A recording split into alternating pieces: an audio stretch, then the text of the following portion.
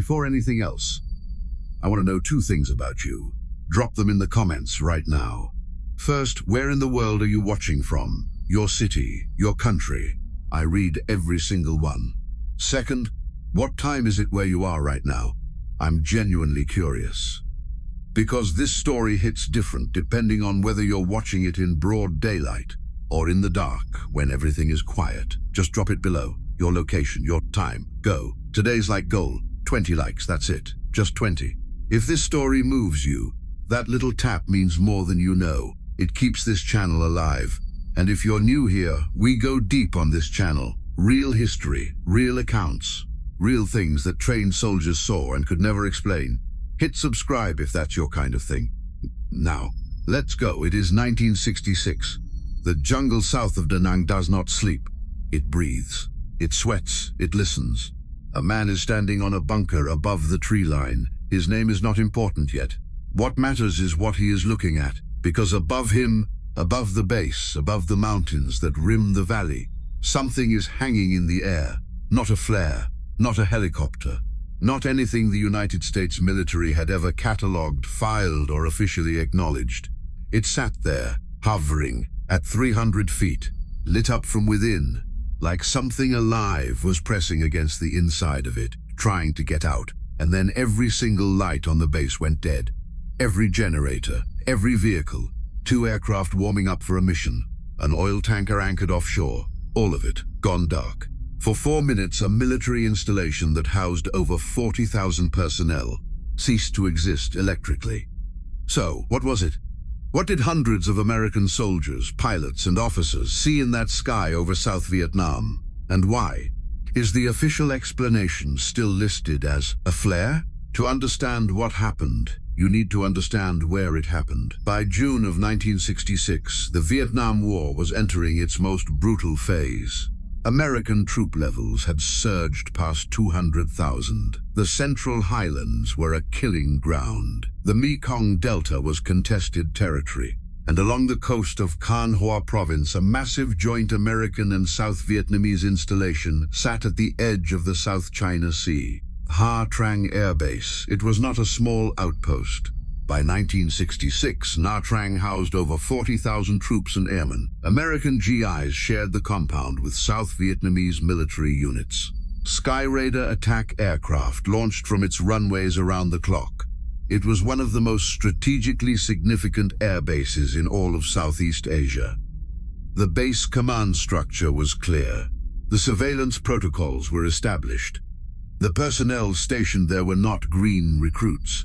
Many had already served multiple rotations. They knew the difference between enemy activity, friendly fire, and atmospheric conditions, and they knew what a flare looks like. It was in this environment, on the night of June 19, 1966, that something appeared over Nha Trang that the official record would struggle, and ultimately fail, to explain. But it was not the enemy they feared most that night. It was what had no name on any flight manifest. His name has been withheld from some versions of this account, but the report itself is not speculation. It was investigated by NICAP, the National Investigations Committee on Aerial Phenomena, and the case file was handled by researcher Raymond Fowler. The witness held the rank of Specialist 5. He had been stationed at Nha Trang long enough to know the rhythms of that base in the dark. That night, June 19, 1966, the base was unusually quiet. There was no combat operation underway.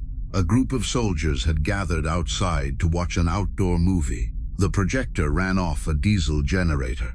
2 Skyraider attack aircraft were idling on the runway, engines warming up for a scheduled night mission. It started the way so many of these accounts start, with light. To the north, just at first a brightening. The soldiers assumed it was a flare, someone downrange maybe. Routine. They kept watching the movie, but it moved. The specialist later told Fowler it came from the north and it was moving from real slow to real fast. The jet pilots on base estimated it was at around 25,000 feet. Then, and this is where his account changes, then the panic broke loose. It dropped, straight down, and stopped, dead still, at 300 to 500 feet above the ground. And he said, and these are the words he used, It made this little valley and the mountains around look like it was the middle of the day. It lit up everything. Then it went up, straight up, and completely out of sight in 2 to 3 seconds. Everybody is still talking about it. That's how he ended that part of his account. Just that. Everybody is still talking about it. But that was not the end of what he reported. Because what happened in the seconds after it vanished is the part the investigators found hardest to dismiss. Pause right there for a second. I want to know where you land on this. Was it a military test, a natural phenomenon, or something that has no file, no designation, and no explanation? Drop it in the comments. We'll see where the audience splits. Let's see what the record actually says happened next. It is 9:45 p.m. on June 19th, 1966. The air at Nha Trang is thick, the kind of humid that gets into the uniform, into the lungs. The soldiers who gathered for the outdoor film have been sitting on their helmets and ammo crates. The generator hums behind them. 2 Sky Raiders idle on the far end of the runway, their engines a low, steady growl. The movie is playing. Then, to the north, the sky changes, not dramatically at first. Just a lightening, a glow building above the ridgeline. The men glance up. Nobody says anything. The projector keeps rolling. But it keeps moving, and it is moving strangely, not in a straight line. Not with the trajectory of a missile or flare. It accelerates, decelerates, accelerates again. The pilots on base who see it estimate its altitude in the 20,000s. No aircraft in the North Vietnamese inventory can move that way at that altitude. Then it comes down, and it stops, 300 to 500 feet above the ground, directly over the base. And every soldier who is outside at that moment stops what they are doing. The movie keeps playing, but nobody is watching it, because above them, hanging in the air without any sound, is a light so intense that the surrounding mountains are throwing shadows in the wrong direction. The generators cut out. Not some of them, all of them. The projector goes dark. The runway lights die. The 2 Sky Raiders on the tarmac, engines running, simply stop. An oil tanker sitting offshore in the harbor loses power. Drifts. For 4 minutes, Nha Trang Air Base goes completely silent. The men do not run. They do not fire. They stand and look up, and whatever is above them does not respond to their presence. It does not descend further. It does not communicate. It simply holds position, pouring light down over 40,000 people in a way that no known aircraft or atmospheric phenomenon has ever been documented to do. Then it moves again, up, directly up, and in 2 to 3 seconds it is gone. Power returns. The generators restart. The Sky Raiders' engines turn back over. The movie projector flickers back to life. And the next morning, when investigators from Washington arrived at Nha Trang, they found no physical trace. No debris, no radiation, no scorch marks, just the testimony of hundreds of witnesses, who all agreed on the same thing. Now, if this were a single report from a single base on a single night, you could file it and move on. But what the NICAP investigation and subsequent researcher work revealed is that Nha Trang was not an isolated event. June 1968, Bong Son Province, South Vietnam. 2 F-4 Phantom fighter jets on a routine daylight patrol encounter a large disc-shaped object at altitude. Multiple soldiers from the 173rd Airborne Brigade observe the engagement from the ground. The incident is logged. The official designation, unidentified aerial phenomenon, cause undetermined. Same month, June 1968, the demilitarized zone between North and South Vietnam, patrol craft fast PCF-12 commanded by Lieutenant Pete Snyder is on a night patrol near Cua Viet when they receive a distress call from PCF-19 reporting lights pursuing them. Both crews describe circular, glowing objects that match no North Vietnamese aircraft type. The North Vietnamese military did not operate combat helicopters in this theater at this stage of the war. General George S. Brown, commander of the 7th United States Air Force, later went on record with his view that the Hobart incident that same June, involving the Australian destroyer HMAS Hobart, was a case of direct interference by unidentified aerial objects. The official classification remained enemy helicopter activity. January 6, 1969, Chulai Defense Sector, 40 miles southeast of Da Nang. An observation tower logs an entry at 1:52 a.m. in the Daily Journal of the 23rd Infantry Division. The entry, later discovered by U.S. National Archives archivist Joe Gillette, describes an egg-shaped object approaching at low altitude, floating slowly to the ground with what witnesses described as internal illumination. The object was observed from multiple positions simultaneously. The log entry was entered in real time by personnel whose duty it was to report exactly this kind of threat. That journal was later found in the National Archives. The entry exists. You can read it. And then there is the account that connects the ground to the sky. August 1969, Da Nang. 3 men of the United States Marine Corps 1st Division are on guard duty above a bunker near the perimeter. Private First Class Earl Morrison and 2 of his comrades are watching the tree line when, at approximately 1 in the morning, the atmosphere changes. Morrison later gave a recorded testimony to UFO researcher Don Worley in 1971. He was 21 years old. He had no reason to invent this. What the 3 Marines described was not a light in the sky. It was something that moved through it. Something with a shape. Something that should not have been there. The geographic pattern is hard to dismiss. Multiple incidents, multiple units, multiple years, all within the same coastal and Central Highland corridor of South Vietnam. No shared communication between the witnesses, no shared motive to fabricate. Let's be fair to all 4 explanations, because if you're going to take this seriously, you have to take the counter-argument seriously too. Theory 1, psychological. Combat-induced perceptual distortion is documented. Sleep deprivation at the level common to Vietnam-era soldiers produces measurable hallucination in clinical studies. The extreme humidity, the constant threat exposure, the stimulant use that was documented in certain units by 1969, all of these alter perception. Researchers including Dr. Charles Tart and early military psychologists noted that threat-primed observers project pattern onto ambiguous stimuli. But this theory has a problem. The Nha Trang incident did not involve 1 observer, or 10, or 50. Hundreds of personnel on a major military installation described the same object performing the same behavior, and the generators stopped. Generators do not hallucinate. Theory 2, unknown atmospheric or natural phenomenon. Ball lightning, plasma formations, and temperature inversion effects can produce luminous aerial phenomena. The conditions of coastal South Vietnam, particularly in the monsoon-adjacent seasons, are not fully documented in the meteorological literature of the period. But no known natural phenomenon stops engines, or hovers at a fixed altitude for 4 minutes, or accelerates to visual disappearance in under 3 seconds from a stationary position. Theory 3. Soviet or experimental technology. The Cold War was, in part, a technology race conducted in theater. Both sides deployed hardware that the other side had not catalogued. Soviet-made Styx missiles were offered by military spokespeople as an explanation for some DMZ incidents in 1968. But this theory requires Soviet technology in 1966 that no subsequent declassification has confirmed. And it does not explain Da Nang 1969. It does not explain Earl Morrison's account. Theory 4. And I want you to sit with this one.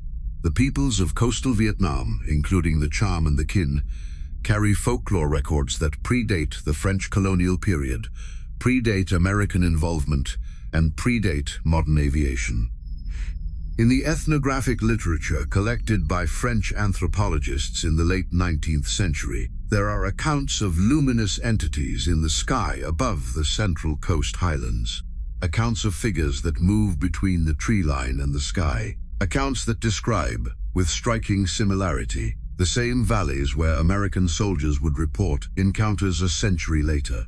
That theory does not require the war to explain the sightings. It removes the war entirely. Whatever was being seen, if that theory holds, was there long before any army arrived. None of these 4 explanations fully accounts for what multiple trained observers, men who had faced enemy contact and had every reason to distinguish the real from the imagined, said they experienced. Stay with me, because the final account, the one filed by a senior officer and only made available decades after the war ended, is unlike anything we have covered in this video. If this story has you thinking, hit that like button right now, and let's go. In 1971, 2 years after the Da Nang sighting, a 21-year-old Marine named Earl Morrison sat down with researcher Don Worley and gave a recorded account. He was not a man looking for attention. He had been reluctant to speak publicly at all. By 1972, he had gone on record. This is what he said. He and 2 comrades were on top of a bunker near Da Nang in the warm dark of an August night in 1969. It was past 1 in the morning. The perimeter was quiet, no contact, no alerts. Then, he said, all 3 of them looked up at the same moment. He could not explain why. There was no sound, no warning. All 3 of them simply looked up. And what they saw, moving across the sky above the tree line, was a figure, not a craft. A figure, human, in outline, feminine, moving through the air without mechanical assistance and without sound. He described wings. Like a bat's, he said, only massive. And dark. Everything dark. Skin, wings, hair, dark. But with a glow. Not from an external source. From within. A soft green luminescence that defined her shape against the black sky. She moved past them, 10 feet away at the closest point. And in that moment, none of the 3 men reached for their weapons. He could not explain why. He was a trained Marine. His hand knew the distance to his rifle. But not one of the 3 men moved to stop what they were watching. She did not look at them. She moved toward the camp. And then the wings caught air, and she rose, and she was gone. Morrison told Worley that her arms seemed to have no bones, that her wings appeared to be grown directly into her hands, that she rippled slightly as she flew, the way a flag ripples, but with intention. The investigators Janet and Colin Board, writing in their 1980 work Alien Animals, noted this account specifically. They wrote that the Da Nang sighting is unusual because, unlike most winged entity reports, the witness was explicit and consistent about the entity's apparent sex.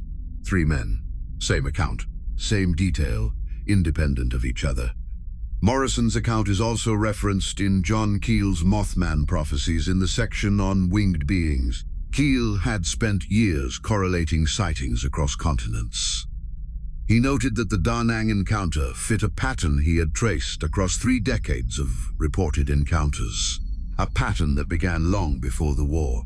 In the official log of the 23rd Infantry Division's Chulai Defense Command, in the entry filed at 1:52 a.m. on January 6, 1969, the final notation after the incident was recorded reads as follows. Negative enemy contact. Object observed descending. No further entry. No further entry. Here is what I keep coming back to. The men who filed these reports were not civilians.